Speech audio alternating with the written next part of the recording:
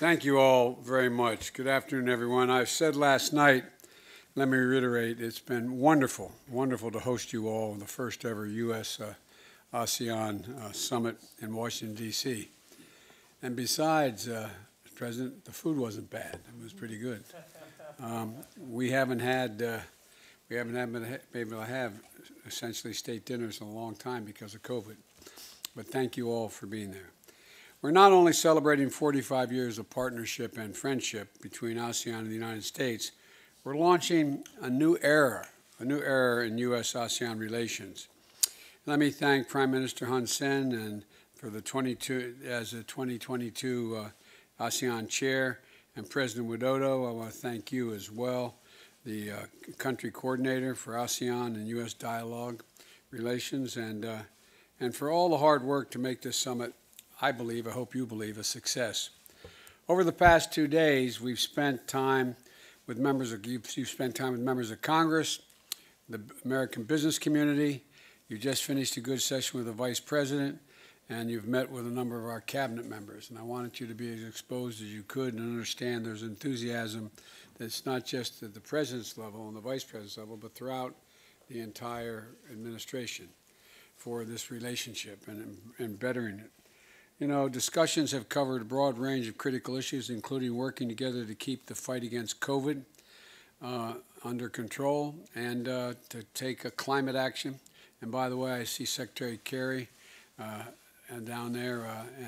John, thanks for letting me into your old house. Appreciate it. John has forgotten more about, in my view, the needs we have for climate security than anyone that I know. And thanks, John, for being here. I want to talk about that a little bit as we go into the rest of the day. Discussions have covered a broad range of critical issues, including working together to keep up the fight against COVID-19, to take climate action, pursue a clean energy future, build a sustainable, high-standard infrastructure, and to expand access to education, enhance maritime cooperation, and the breadth of our discussions reflect just how vital the Indo-Pacific and ASEAN region are to the United States of America from our perspective. And a great deal of history, the great deal of history of our world in the next 50 years is going to be written in the ASEAN countries and our relationship with you. It's the future in the coming years and decades. The ASEAN centrality is the very heart of my administration's strategy and pursuing the future we all want to see, and I mean that sincerely. The Indo-Pacific is an Indo-Pacific that is free and open, stable and prosperous, and resilient and secure is what we're all seeking. And that's why I asked President Harris to travel to the region last August, and that's why last October at our virtual summit, I announced $100 million to support for programs to strengthen U.S.-ASEAN cooperation. And today, I'm announcing another $150 million of initiatives to deepen U.S.-ASEAN relations and achieve even better our shared objectives, from the Coast Guard to climate change to modern infrastructure. There's a whole range of things that we have to work on.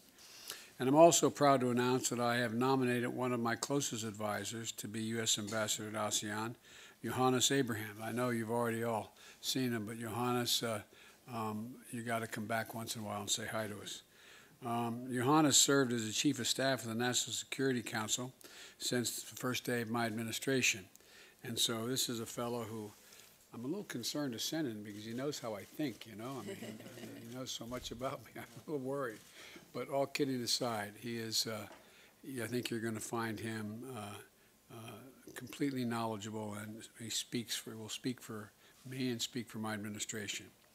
Johannes is, I wish him luck. He's the key reason why I think this summit has been the success it has. I presume to believe, you believe as I do, it has been a success thus far. And he'll be a trusted representative and to continue deepening this critical partnership among all of us. We're committed to a future where the rules and norms that have made possible so much growth and prosperity and stability in the Indo-Pacific are upheld and strengthened, including respect for the rule of law and for human rights. This is something that benefits all 1 billion of the people who live in our countries, from the United States and all of you. And as we look around the world, all the challenges we're facing, the ASEAN-U.S. partnership is critical, I think, to meeting the moment we find ourselves in history right now.